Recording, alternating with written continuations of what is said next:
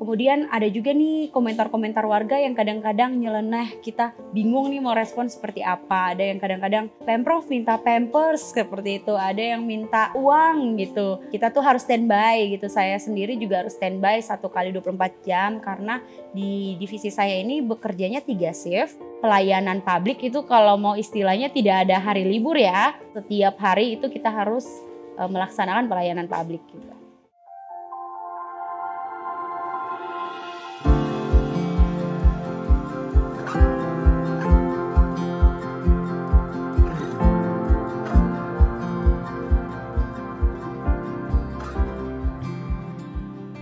Jadi Pemprov DKI Jakarta memiliki 13 kanal pengaduan. Di divisi kami mengelola kanal pengaduan non-geotagging seperti Twitter, ada Facebook, email, SMS dan juga WA, dan juga SP4N lapor. Jadi tugasnya seperti apa? Tugasnya itu merespon seluruh aduan yang masuk melalui kanal-kanal tadi, kemudian diberikan nomor laporan jikalau sudah lengkap.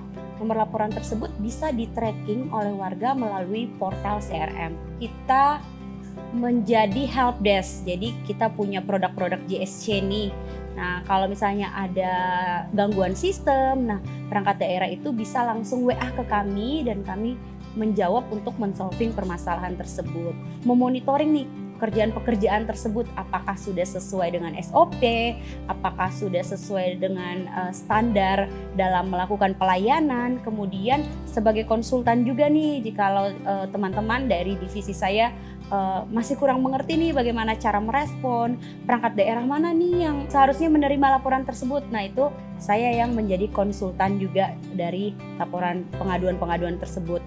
Momen-momen seru kali ya yang ada itu biasanya setiap hari itu kita kan membaca pesan dari masyarakat. Kita juga tahu nih karakter-karakter dari masyarakat DKI Jakarta seperti apa.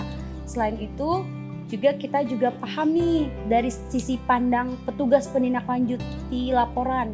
Kalau tantangan sih isu-isu di dalam masyarakat itu setiap hari berbeda-beda.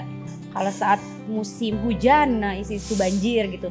Saat musim bansos, bantuan sosial, nah itu isu-isunya yang diangkat kayak penerima KJP, bantuan-bantuan sosial. Nah itu isu-isu setiap bulan bahkan setiap hari itu bisa berbeda-beda. Kemudian ada juga nih komentar-komentar warga yang kadang-kadang nyeleneh, kita bingung nih mau respon seperti apa. Ada yang kadang-kadang Pemprov minta pampers seperti itu, ada yang minta uang gitu. Tapi sebisa mungkin kita memfasilitasi pengaduan-pengaduan masyarakat tersebut. Selain itu juga laporan dari masyarakat. Kadang itu masyarakat ngelapor tidak dipantau lagi nih. Contoh mereka email. Saat email mereka nggak pantau lagi nih.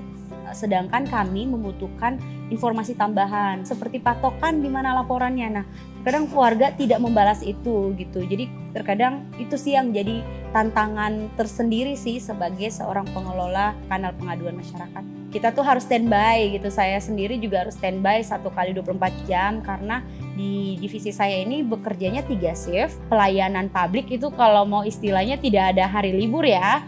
Setiap hari itu kita harus melaksanakan pelayanan publik. Kalau saat saya masuk itu masih ada namanya crop. Ya, crop itu untuk sama seperti CRM menyelesaikan aduan, hanya dia terbatas terhadap salah satu kanal aja. Di 2017 itu sudah mulai dikembangkanlah CRM, cepat respon masyarakat ini. Beberapa fitur-fitur yang tidak ada di crop tadi sudah di-upgrade ke dalam CRM. Seperti dulu di crop tidak ada menu koordinasi dan disposisi. Nah, di CRM ada, kemudian ada menu untuk memfilter laporan, kemudian menu untuk mengekspor laporan. Jadi lebih berkembang lagi gitu. Kemudian di tahun 2022 kemarin juga masih update terbaru terkait CRM versi 2. Kemarin CRM versi 1, sekarang CRM versi 2 itu didukung juga dengan aturan yang ada, itu SK Sekda nomor 99 tahun 2022. Jadi pengakses foto laporan itu memiliki log status atau riwayat status siapa saja pengakses foto laporan. Kemudian ada validator, validasi lagi. Jadi kalau dulu laporan sudah dinyatakan selesai oleh perangkat daerah, selesai juga di CRM. Namun sekarang karena adanya update dari CRM versi 2, dilakukan lagi validasi oleh Biro Pemerintahan. Jadi nanti Biro Pemerintahan mengecek lagi nih keadaan di lapangan, apakah sudah sesuai dengan aturan, tindak lanjutnya sudah betul atau belum. Kalau perkembangannya yang memudahkan, dulu itu sistemnya kita di JSC ya, apalagi di divisi saya itu mengingatkan perangkat daerah jika belum TL by call gitu, kita telepon mengingatkan kalau laporannya belum di TL. Kalau sekarang karena sudah makin melek teknologi, kemudian sudah terikat juga dengan regulasi, mau nggak mau laporan CRM itu pasti dicek gitu. Dan juga sesuai SK Sekda yang terbaru tadi, laporan CRM itu terikat pada take home pay dari ASN DKI Jakarta, dan juga ada evaluasi yang dilakukan. Jadi mau nggak mau daripada kita mendapatkan evaluasi yang buruk ya, jadi pasti akan selalu cepat ditindaklanjuti sesuai dengan ketentuan dalam SK Sekda tadi.